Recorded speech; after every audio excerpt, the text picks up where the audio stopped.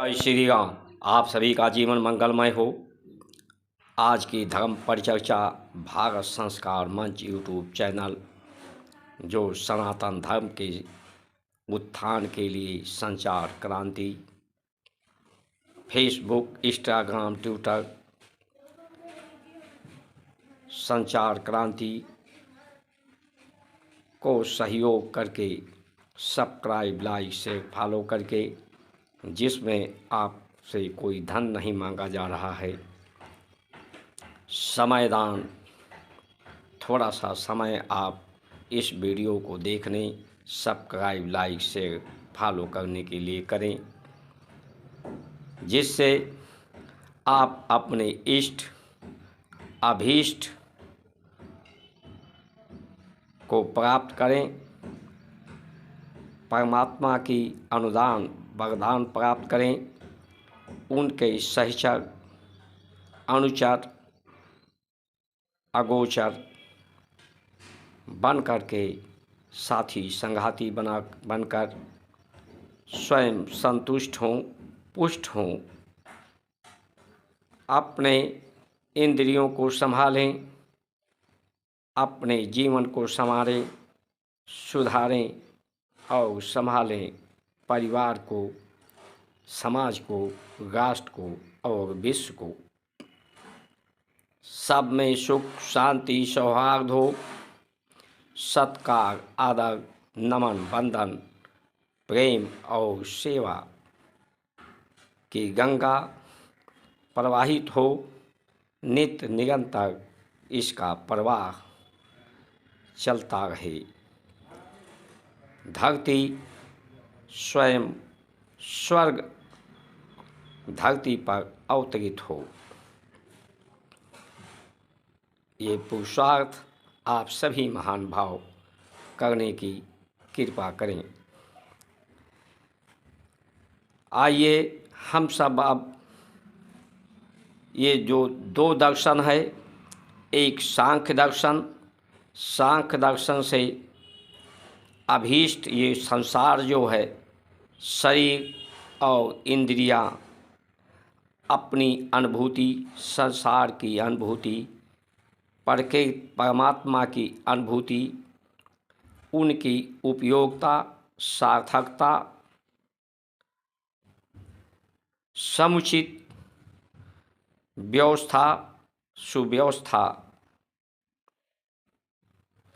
जो स्वतः हो रही है, धारण हो रही है, धारण हो रहा है, गुण को ग्रहण हो रहा है, इसमें किसी का कोई बस नहीं है। कोई बुद्धि, बल, तर्क, वितर्क, साधन, सुविधा के द्वारा इसमें कोई हस्तक्षेप नहीं कर सकता, इन्हें कोई नियंत्रित नहीं कर सकता, इन्हें कोई संचालित नहीं कर सकता। ये स्वतः परमात्मा प्रकृति और सृष्टि की धारणाएं हैं, धारण है, धर्म है,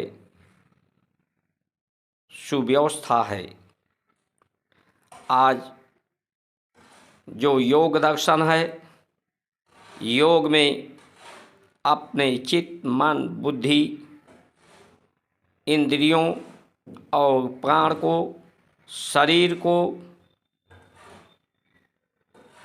एकाकार करके, निग्रह करके, चित्त वृत्तियों को,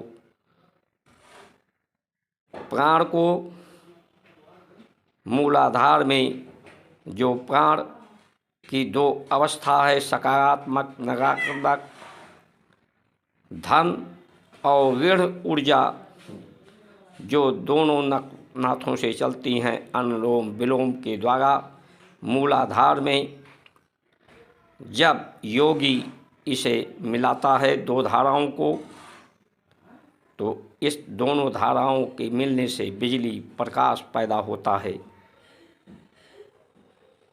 इसी को सुषुम्ना कहते हैं। पवित्रता पैदा होती है, ज्ञान पैदा होता है, प्रेम पैदा होता है, इस शरीर में प्रेम रस पैदा होता है, जीवन रस पैदा होता है। जीवन का सिद्धांत और सूत्र इससे सिद्ध होते हैं। ये मार्ग सबके लिए उपयोगी नहीं है, क्योंकि ये जटिलताओं से भरा हुआ है। इसलिए यह मार्ग संत के लिए, परमहंस के लिए,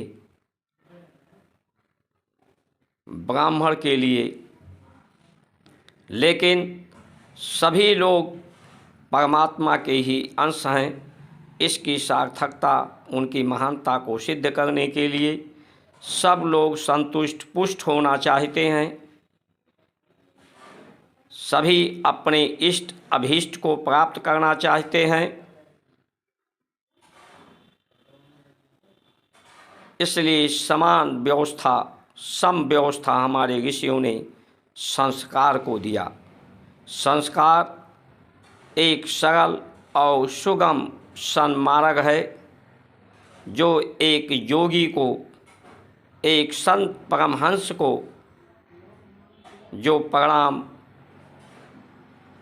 प्राप्त होता है, वही संस्कारों के माध्यम से सांख्य दर्शन, अंक दर्शन, गणना के दर्शन, ये जो गण हैं, गण के रूप में संसार है, गणना के रूप में संसार है, संख्या के द्वारा ही ये गणना है, संख्या के रूप में संसार है। इन गणों को नमन करके, नम्र होकर,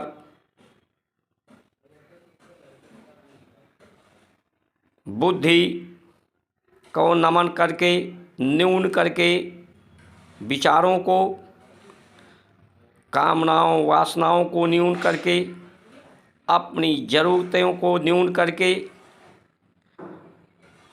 चित्त वृत्तियों को शांत करके,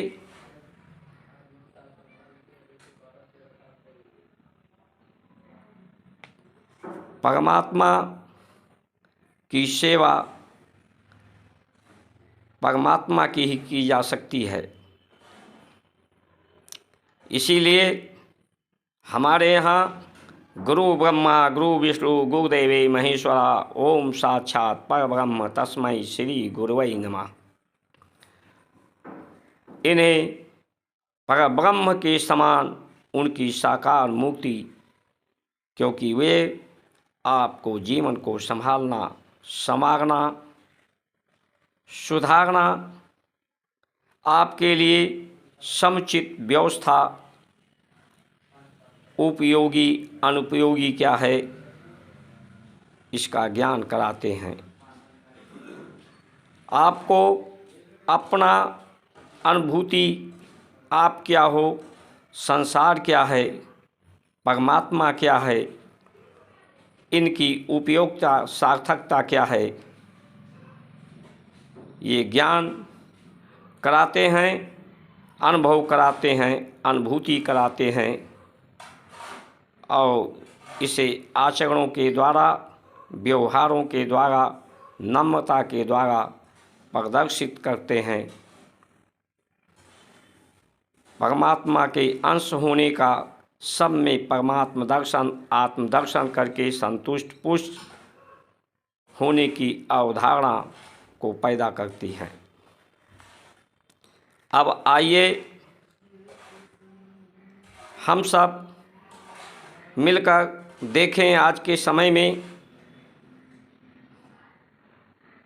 कि राष्ट्रपति महोदया अपने अभिभाषण में कह रही थी कि आज की जो परिस्थितियां हैं, गरीबों, असहाय को न्याय नहीं मिल पाता। जेलों में अधिक लोग कई सालों तक बंद रहते हैं, उनको न्याय नहीं मिल पाता। न्याय देने की आवश्यकता है। हम 21वीं सदी में हैं, हम उन्नत की तरफ हैं। तो उन्नत का पर्याय ही यही है कि हम में इंसानियत आए, हम देवता बने। तो जेलों की इतनी आवश्यकता क्यों, न्यायालयों की इतनी आवश्यकता क्यों, अस्पतालों दवाइयों की इतनी आवश्यकता क्यों, सड़कों पर भीड़ की आवश्यकता क्यों? जब हर व्यक्ति देवता बन जाए, दाता बन जाए, सब लोग न्यायकारी बन जाएं, तो अन्याय कहाँ से रहेगा, दीनता हीनता अभाव कहाँ से रहेगा? हमें विधि व्यवस्था की आय और व्यय के लिए चिंतित क्यों होना पड़ेगा? जितना प्राप्त है उतना पर्याप्त है। इसका पर्याय यही है कि लोगों को न्याय नहीं मिल पाना, भीड़ का बढ़ जाना, अस्पतालों में न्यायालयों में मुकदमों का अंबाल लग जाना, इस बात का संकेत करते हैं कि हमने उन्नति नहीं की है।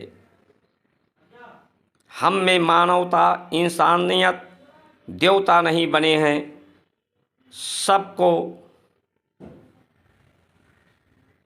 संभाला संवारा नहीं गया है, सबको जोड़ा मिलाया नहीं गया है कि सब देव हैं, सब देव मिल कर के महादेव के स्वरूप को, जो शंकर का स्वरूप ये विश्व है, इस परिभाषा को परिभाषित करें। सब सत्यम शिवम सुंदरम हो जाए।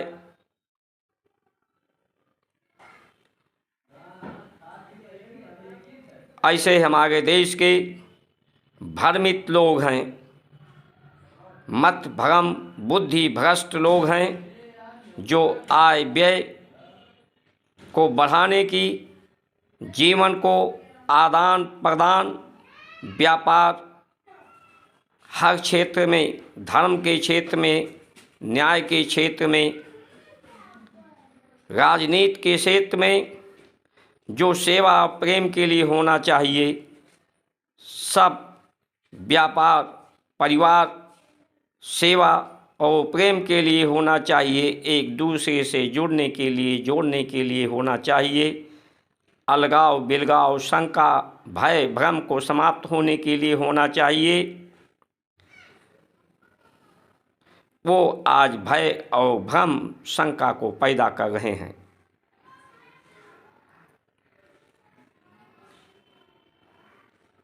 शब्दों के द्वारा, व्यवस्थाओं के द्वारा, बुद्धि के द्वारा, बल के द्वारा ना तो किसी के साथ न्याय किया जा सकता है, क्योंकि न्याय सत्य है, सत्य एक है। मतभेद समाप्त हो जाए, सबको जोड़ा जाए कि हम सब एक ही परमात्मा की संतान हैं। इसलिए सबके साथ सद्व्यवहार हो, सब देने की भावना रखें,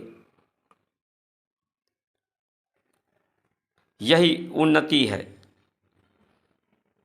लेकिन शब्द और बुद्धि बल की सामर्थ्य संसार तक, शरीर तक, चित्त मन इंद्रियों तक, तत्व पदार्थों तक का ही ये सामयिक ज्ञान प्राप्त करते हैं, कराते हैं। सत्य को ये असमर्थ हैं ये व्यवस्थाएं भाषित कराने में। जब आप अपने को शून्य करेंगे, सब कुछ शून्य से ही ये संसार है, संसार का स्वरूप ही शून्य है, गोलाकार है।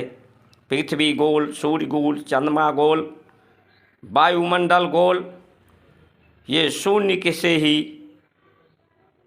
ये संसार एक पाई है।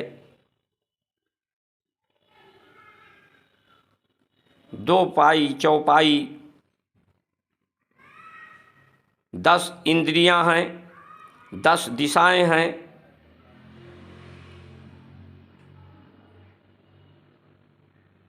चतुष्कोण है। ये संसार का अनुभूति कराते हैं। अब आइए हम सब अंक के माध्यम से अपनी ज़रूरत को शून्य करके, क्योंकि हम शून्य से ही बने हैं, शून्य ही हमारा इष्ट है और शून्य होना ही हमारा अभीष्ट है। हम व्यापार को नहीं, सेवा के माध्यम से, प्रेम के माध्यम से अपनी विचारों को शून्य, चित्त मन बुद्धि को शांत करके, अहंकार को शून्य करके ही परमात्मा प्रकृति से, संसार से जुड़ सकते हैं। संसार में अपने जीवन को, संसार को पा सकते हैं, परमात्मा को पा सकते हैं, अपने लक्ष्य को प्राप्त कर सकते हैं। आइए हम सब इस जो अंक गणित है उससे समझते हैं।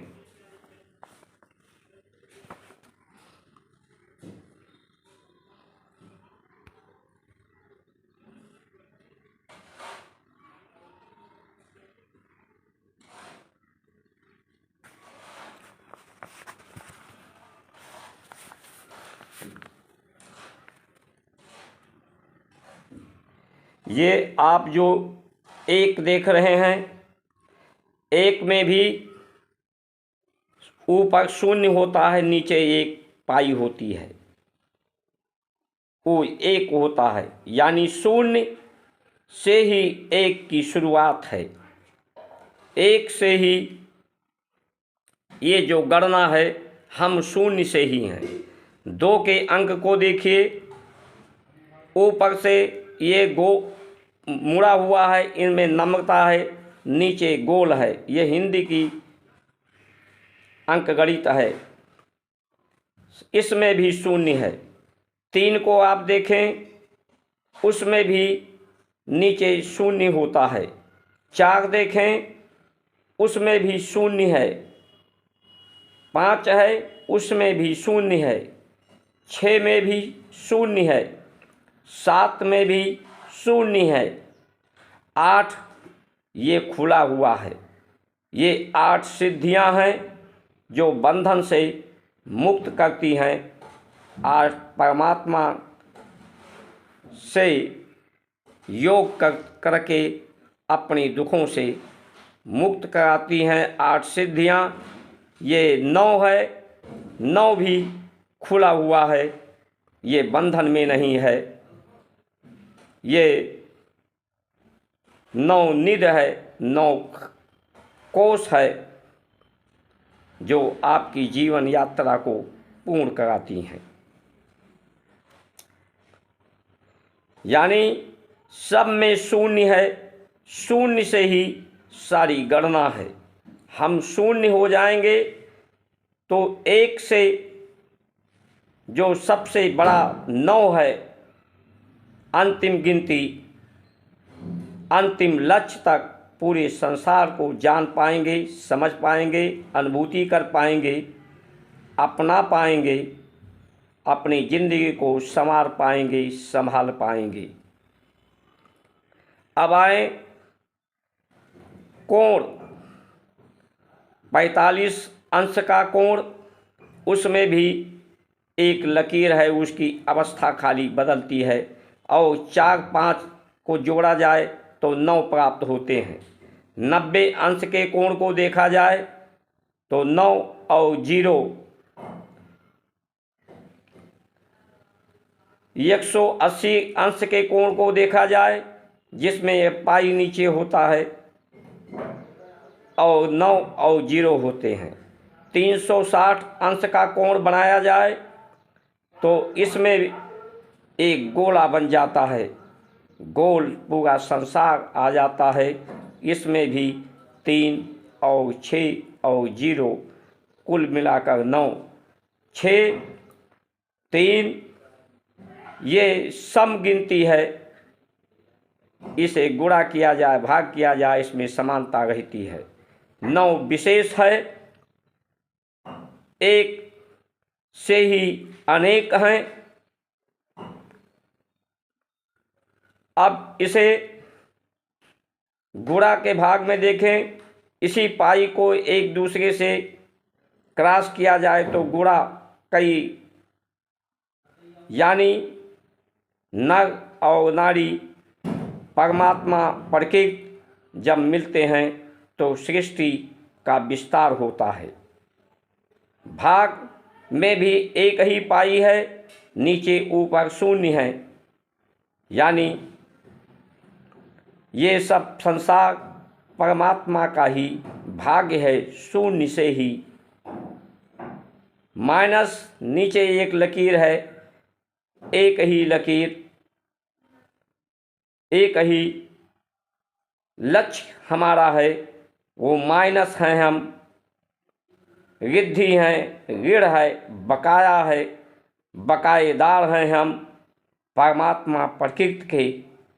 इन बकाये से हमको धन होना है, जुड़ना है परमात्मा से। उसमें भी 2 लकीर, दोनों को समांतर स्थिति में किया जाए तो धन हो जाता है।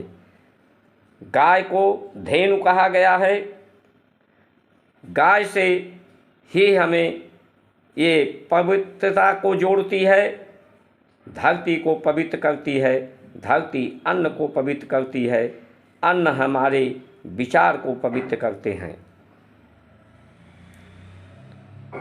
ये कुल मिलाकर के इन गणनाओं से ये सिद्ध होता है कि एक से ही सब अनेक हैं और वो सब शून्य से ही हैं। हमारी ज़रूरतें शून्य हों, हमारे विचार शून्य हों, नमन हों, हम मन पर नियंत्रण कर सकें, अस्थिरता को समाप्त करके स्थिर बुद्धि में, चित्त में हो, संसार की तरफ गति न हो, सीमित गति हो, सीमित संसाधनों का प्रयोग करें, तो ये हमारा संसार सुंदर हो जाए। आय व्यय की धारणा समाप्त होकर सेवा प्रेम हो जाए, समानता सम हो जाए, इष्ट अभीष्ट सबका सार्थक और सिद्ध हो जाए। डॉक्टर को देवता भगवान कहा गया, जज को, न्यायाधिकारी को भगवान कहते हैं हमारे संस्कार संस्कृति में। गुरु माता पिता को भगवान कहते हैं।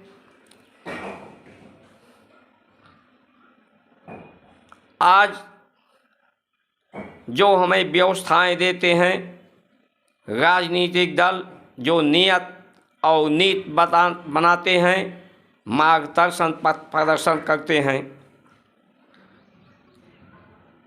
वो क्या, जिन्हें हम भगवान समझते हैं, क्योंकि भगवान बन करके ही भगवान के आचरण को अपना करके उनके आहार व्यवहार वेशभूषा भोजन को